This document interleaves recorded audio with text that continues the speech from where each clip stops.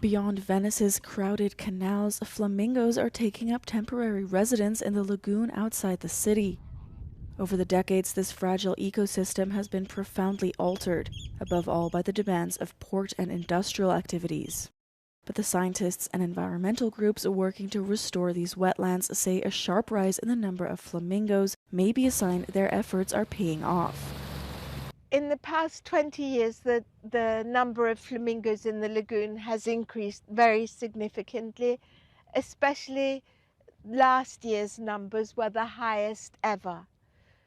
We still have to be careful when we're trying to, claim that there's a certain trend, because nature is very complicated. There's so many factors, some that change on a short term, others that are changing on the long term. A project funded through the EU Horizon 2020 program is taking shape, an initiative designed to bring part of the lost ecosystem back to life. Where we are now is a reconstructed wetland where sediments from port maintenance activities have been pumped into this contained area, and the idea is that it develops the ecological functionality of natural salt marsh. The presence of flamingos in the lagoon underlines the importance of the Venetian ecosystem and offers a new way for visitors to interpret the canal city and its many islands through their ecological and not just historical and artistic significance.